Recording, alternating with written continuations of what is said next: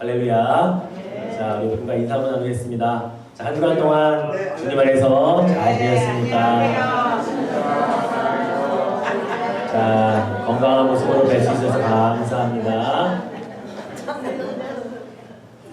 네, 여러분의 삶 가운데 하나님이 늘 함께 하셨듯이 오늘부터 시작되는 또 새로운 일주일로 또 주님의 은혜가 넘쳐나기를 축원해 드리겠습니다. 여러분이 좋아하시는 초콜릿 가운데 고디바라고 하는 초콜릿을 아마 여러분 기억하실 것입니다. 아마 여러 초콜릿 상자들을 보시면 고디바라고 하는 초콜릿을 많이 보시게 될 텐데, 이 초콜릿은 벨기에에 그 본사를 두고 있는 그런 회사입니다. 세계 3대 초콜릿 가운데 하나라고 이렇게 알려질 정도로 굉장히 유명한데요. 자, 이 초콜릿의 상표를 보시면 말을 타고 있는 한 여인의 모습이 그려져 있습니다. 예, 이 고디바라고 하는 것은 한 여인의 이름입니다. 실제로 존재했던 영국의 한 귀족의 그 부인의 이름을 따서 또 그 여인이 실제로 있었던 그 귀한 일들을 기억하기 위해, 기념하기 위해 만들어졌다고도 이야기를 합니다. 자, 이 그림, 말을 타고 있는 여인의 그림은 실제 그림은 이 그림입니다. 영국의 화가가 이라고 하는 화가가 1898년에 그린 실제로 있었던 사건을 배경으로 해서 그린 그림인데요. 이 이야기의 내용을 한번 제가 설명을 해드려 볼게요. 영국의 그 11세기에 영국의 왕은 크누프라고 하는 1세 왕이 이 왕위에 오르게 됩니다. 근데 이 왕의 가장 큰 관심사는 뭐였냐면 당장에 덴마크를 쳐서 정복하는 일에 아주 큰 그 왕권을 가지고 도전하는 일을 했습니다. 그러다 보니까 전쟁을 하려면 돈이 필요하죠. 전쟁 자금이 많이 필요했는데 그것을 어디로부터 얻으려고 했냐면 백성들의 세금으로부터 얻어가려고 했습니다. 그래서 갑자기 무리하게 세금 징수를 너무 높이 올린 겁니다. 많은 백성들이 힘들어하고 갑자기 높아진 세금 이것 때문에 많이들 어려워하고 있는 이때에 이 세금 걷는 일에 아주 적극적으로 도움을 줬던 사람이 누구냐면 바로 이 고디바라고 하는 여인의 남편이었습니다. 이 남편의 이름은 레오프릭이라고 하는 영주였는데요. 이 영주는 왕의 마음에 들고 싶어서 왕이 하는 일에 적극적으로 동참을 해서 더 많은 세금을 자기의 다스리고 있는 백성들, 이 소장농들에게 세금을 거두는 왕에게 바치는 일을 적극적으로 했던 것이죠. 그런데 이 고디바라고 하는 여인은 신앙심도 참 좋았고 많은 사람들에게 존경도 받았고요. 거기다 예쁘기까지 했다고 합니다. 그래서 많은 그 영주 안에 있던 성 안에 있는 사람들이 이 여인에 대해서 참 많은 호감을 가지고 있었는데, 이 여인이 백성들이 너무나 힘들고 어렵게 사는 모습을 보니까 마음이 너무 아픈 겁니다. 그래서 남편에게 하루는 이렇게 부탁을 하죠. 제발 우리 백성들, 우리가 함께 다스리고 있는 이 소장공들에게 세금을 원래대로 좀 내려주십시오. 좀 많이 낮춰줘서 이들이 어렵지 않게, 이들이 지금 점점 불행해지고 있는데 어렵지 않게 살 수 있도록 좀 도와줍시다 라고 남편이 이야기를 합니다. 그때 이 남편이 당신의 마음이 진짜인지 가짜인지 그럼 내가 한번 테스트를 해보겠다고 말합니다. 그 테스트가 뭐냐면 나체의 몸으로 말을 타고 동네 한 바퀴를 돌 수 있다면 당신의 마음은 진짜인 것을 내가 그대로 믿고 정말 원래대로 세금을 낮춰주겠습니다 라고 약속을 하게 되죠. 11세기면 사실 그 무엇보다 명예를 소중히 하던 시대입니다. 그런데 존경받는 한 영주의 그것도 아주 아름다운 아내가, 신앙심 좋은 아내가 벌거벗고 대낮에 말을 타고 돈다고 하는 것은 죽기보다도 어려운 일이었다는 거죠. 고민을 했습니다. 그런데 이 고디바 여인은 자신의 마음이 우리 백성들을 또 자기가 다스리고 또 잘 보살펴야 할 이 소장농들의 삶이 어려운 것을 알고 결정을 하게 됩니다.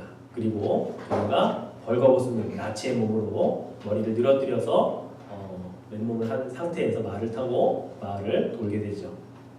그런데 어찌된 일인지 이 고디바 여인이 마을을 도는 그날에 동네에 사람들이 한 명도 나오지 않았다는 겁니다. 모두 다 집안에 들어가서 창문을 닫고 커튼을 치고 문을 다 걸어 잠그고 아무도 나오지 않았습니다. 자기들을 위해 일을 하는 이 고디바 여인의 수치심과 이 모든 명예들을 지켜주기 위해서 동네 사람들이 그렇게 결의를 했다는 거죠. 그래서 결국 이 여인은 이 나체의 몸으로 말을 타고 동네 한 바퀴를 도는 동안에 아무도 이 마을에는 사람이 나타나지 않았고 이 여인이 모든 것을 지켜주었다고 하는 이야기입니다. 그런데 늘 항상 그렇듯이 그런 일을 할 때 항상 안 하려고 반대로 하는 사람도 있기 마련입니다. 그 마을에 양복을 재단하는 탐이라고 하는 사람이 있다고 합니다. 그 탐이 하도 이 여인이 알았다고 하니까 궁금해서 몰래 창문을 열고 봤다고 하죠. 근데 그 보는 순간 신의 저주를 받아서 눈이 멀었다고 하는 전설이 있습니다. 그래서 영어에 peeping tom이라고 하는 말이 있는데 이 말이 바로 이렇게 생겨난 겁니다. 엿보기를 좋아하는 사람, 몰래 훔쳐보는 사람이라고 하는 이 말이 영어에 생겨났는데 바로 탐이라는 이 사람에 의해서 peeping tom이라고 하는 말이 생겨났다고 하죠. 여러분 그렇습니다. 이 고디바 부인의 이 아름다운 마음처럼 불쌍하고 어려움에 처한 사람들을 도우려고 하는 그 행위, 도움을 주려고 하는 그 모습, 이것을 바로 구제라고 우리가 이야기를 할 수가 있습니다. 마태복음 5장부터 7장까지를 우리가 산상수훈이라고 이야기를 합니다. 잘 알고 있는 산상수훈의 5장은 팔복경하는 이야기로 시작이 되죠. 그리고 오늘 우리가 함께 읽었던 6장에는 바로 앞으로 우리가 3주 동안에 거쳐서 듣게 될 이 경건에 관한 훈련 3가지를 이야기를 합니다.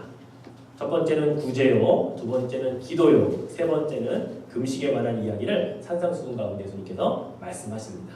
이 3가지가 다 우리의 경건이라고 하는 것과 연관이 되어져 있다는 거죠. 오늘 그 가운데 이 구제에 관한 부분을 함께 여러분과 나눠보려고 합니다.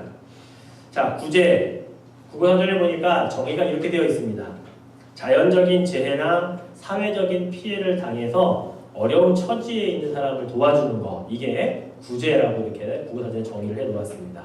바로 이 고디바 부인처럼 어렵고 또 여러 가지 피해를 당하는 사람들을 도우려고 하는 그 모든 행위들을 구제라고 이렇게 이야기를 하고 있다는 거죠. 구약 시대에는 특별한 구제의 대상들이 있었습니다.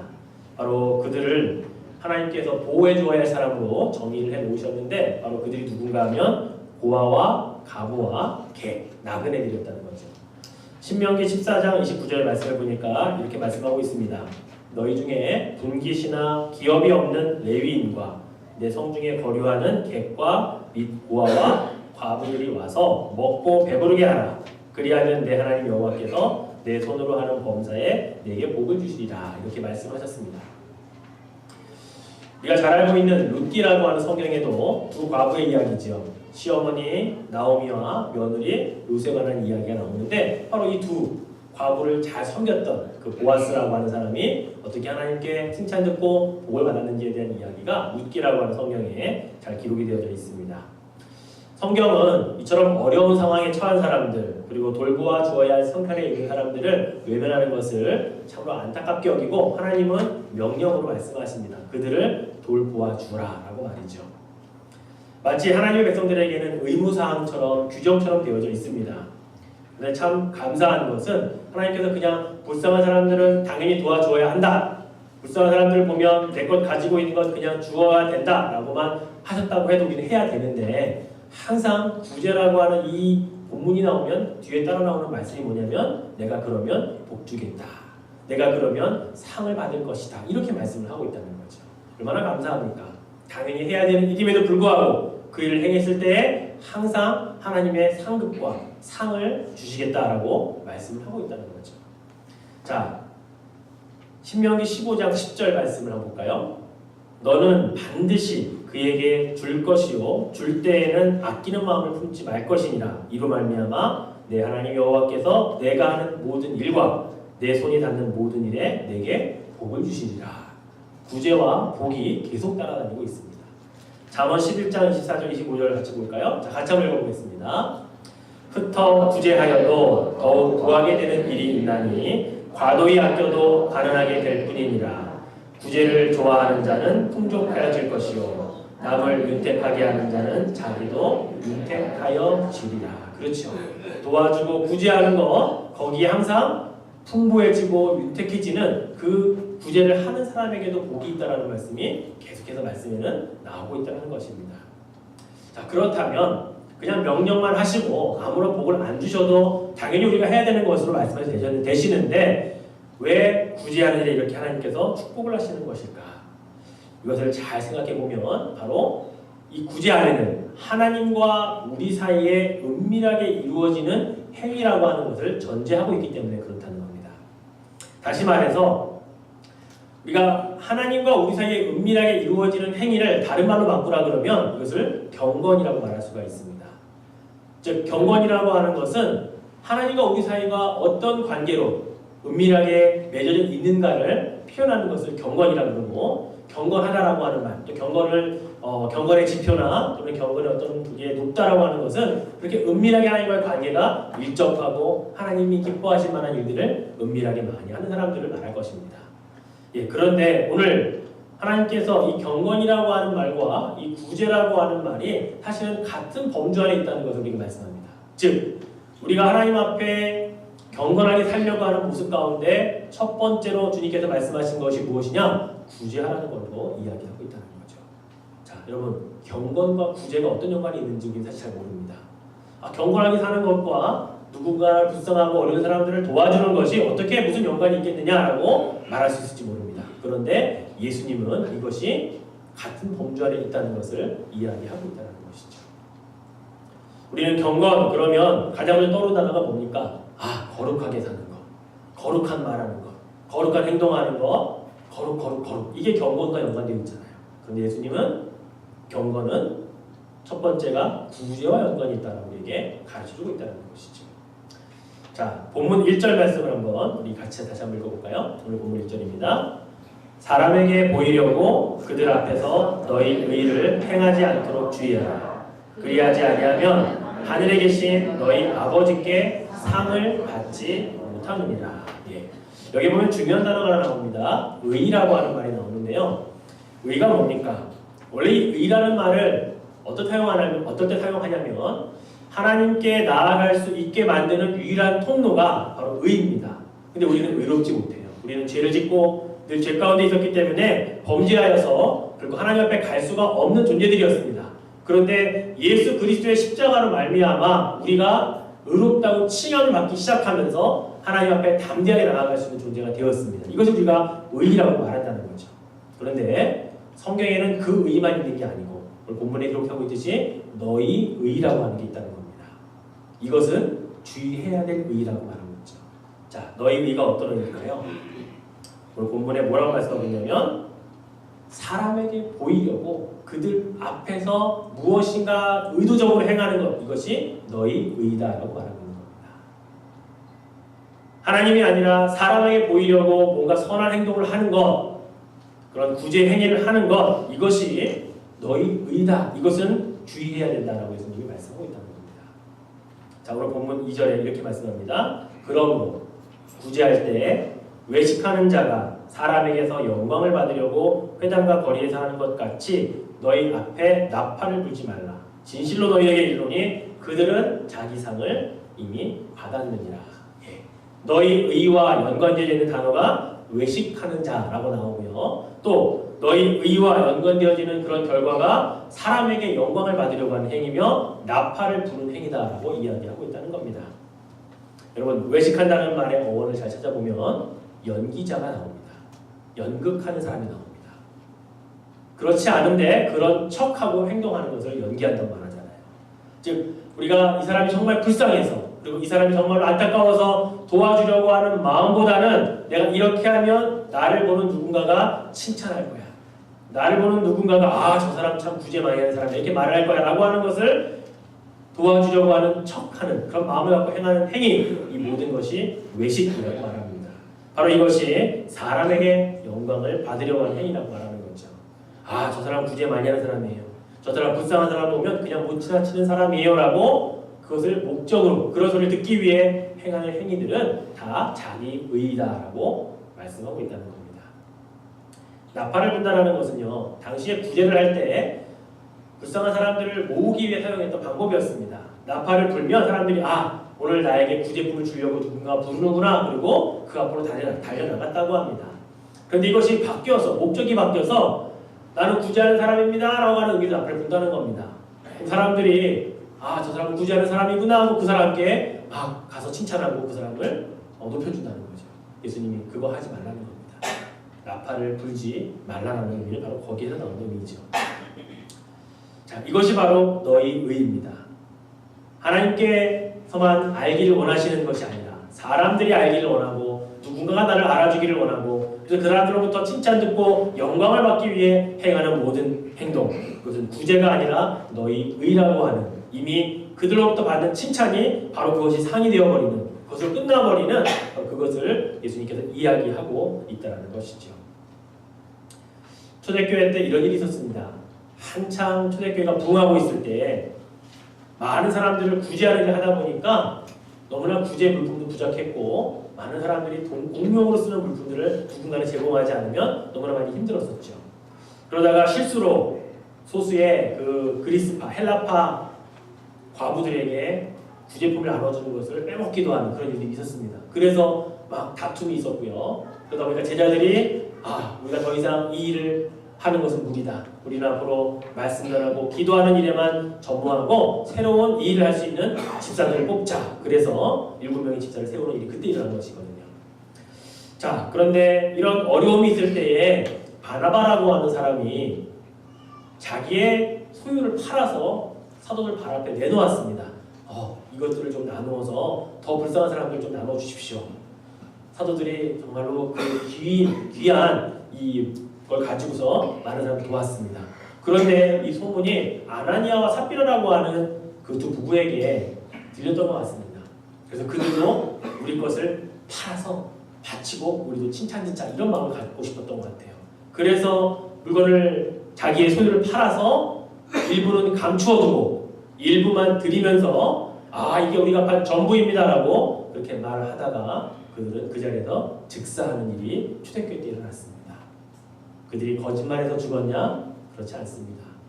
거짓말에 죽는다면 우리는 이렇게 살아있는 이유가 없을 겁니다. 하나님의 성령을 초대교회 때 누군가에게 구제하기 위해 드리는 그 마음이 은밀함이 아니라 사람에게 영광을 받으려고 자기의 의를 드러내려고 했던 행인 것을 하나님이 아시고 본보기로 그들에게 엄격하게 의를 보여주셨다는 것을 우리가 기억할 필요가 있다는 겁니다. 바로 초대교회 아나니아 삽비라의 사건은 바로 그들에게 주시는 성령의 교훈이었다고 하는 것이죠.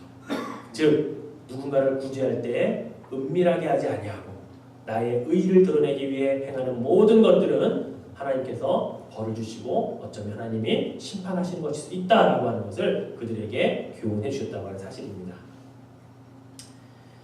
예수님은 바로 이것을 주의하라고 우리에게 말씀하고 있는 겁니다. 이러한 행위가, 이러한 마음이 바로 너희의 의를 드러내는 행위다라고 이미 자기 상을 그것으로 말미암아 받고 하늘의 상은 포기할 수밖에 없는 그런 모습이다라고 말씀을 하고 있는 것이죠. 자, 이렇게 구제하는 모습을 예수님께서는 어떻게 하는 게 좋냐라고 우리에게 가르쳐 주십니다. 3절 말씀을 보니까 우리가 아주 잘 알고 있는 표현이죠. 너는 구제할 때에 오른손이 하는 것을 왼손이 모르게 하라.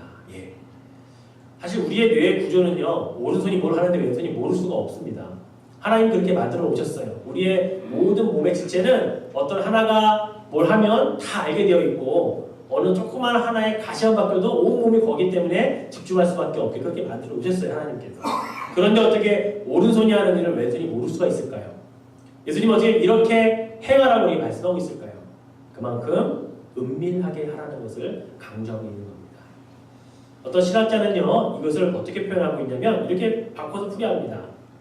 이 말은 구제하는 일을 하되 금방 잊어버리라는 의미입니다. 이렇게 말합니다. 내가 구제를 해놓고 다른 사람이 알아주지 않을까 이것을 기대하는 게 아니라 내가 했지만 내가 그냥 잊어버리는 겁니다.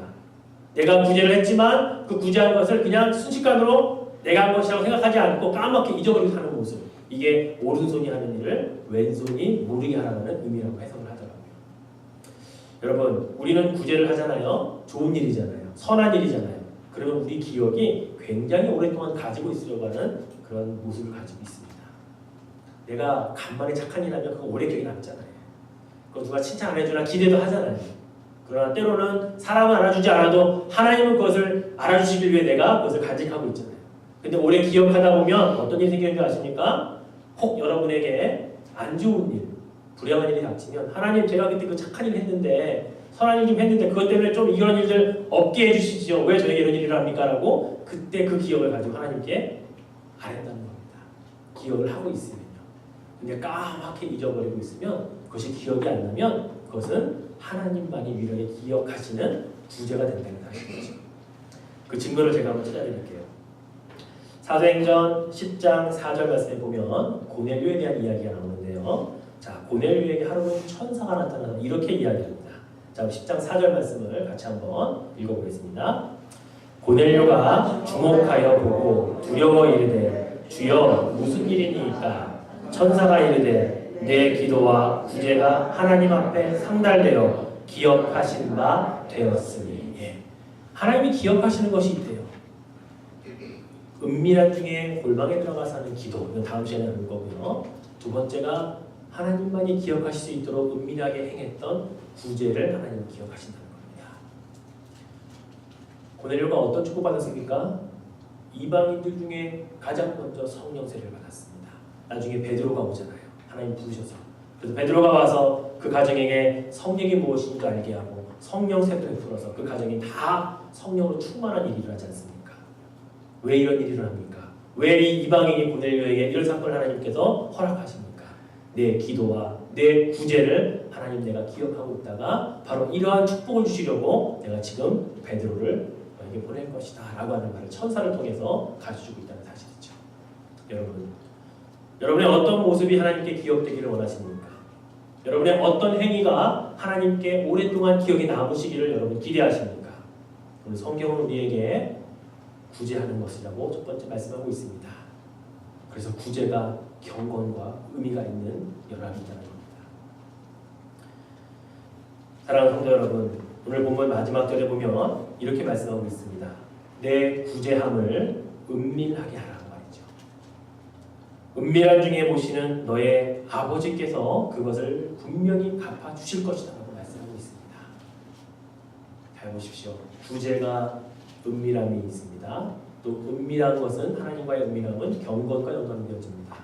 결국 우리가 하나님 앞에 경건한 모습으로 살기 위해 우리는 말로만 하는 경건이 아니라 무엇인가 하나님이 기억하실 만한 우리의 모습, 행동이 있어야 되는데 그 가운데 첫 번째가 바로 구제하는 모습이라는 겁니다. 여러분 주위에 어렵고 힘든 사람들을 보시거든 그냥 지나치지 마십시오. 내가 그를 위해 은밀하게 할 수 있는 구제는 무엇이 있을까를 꼭 생각해 보시기 바랍니다. 그리고 그것을 행했으면 금방 잊어버리십시오. 그것을 행했다고 오래 기억하지 마십시오. 하나님만 기억하실 수 있도록 여러분은 빨리 그것을 잊어버리는 것이 이것이 경건으로 가는 가장 귀한 훈련이라는 사실입니다. 사도 바울이 이런 이야기를 했죠. 시대가 가면 갈수록 경건의 모양은 있으나 경건의 능력은 사라졌도다라고 하는 말씀. 경건의 모양이 뭘까요? 기도하는 모습, 구제하는 모습, 또 금식하는 것이 경건의 모양일 수 있습니다. 그런데 구제를 해놓고 많은 사람들에게 알리려고 하고 구제를 해놓고 내가 계속 오랫동안 기억하려고 하고 모양은 있지만 능력은 사라져버리는 겁니다. 바로 사도 바울은 바로 그러한 것을 우리에게 요구하고 있고요. 그리고 야고보서에 보면 우리 마음에 새길 아주 귀한 말씀을 우리들에게 전해주십니다. 자, 야고보서 1장 27절의 이 말씀을 한번 여러분 마음에 깊이 한번 새겨보시기 바랍니다. 같이 한번 읽어보겠습니다. 하나님 아버지 앞에서 정결하고 더러움이 없는 경건은 곧 고아와 과부를 그 환난 중에 돌보고 또 자기를 지켜 세속에 물들지 아니하는 그것이니라. 제가 처음 말씀드렸죠.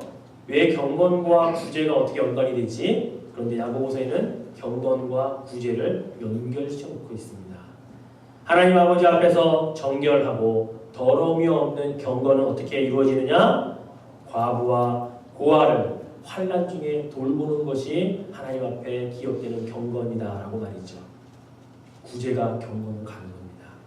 바로 경건의 훈련은 우리가 누군가를 불쌍히 여기는 마음만 갖는 것으로 끝나는 것이 아니라 그들을 위해 무엇인가 구제라는 행위를 지속적으로 행할 때에 그리고 그것을 하나님만이 기억하시도록 우리는 금방 잊어버릴 때에 바로 이것이 경건의 지표가 경건의 훈련이 되어지고 능력이 생기는 것이라는 겁니다. 사랑하는 성도 여러분, 이 말씀처럼 살아가시기를 다짐하시기를 바랍니다.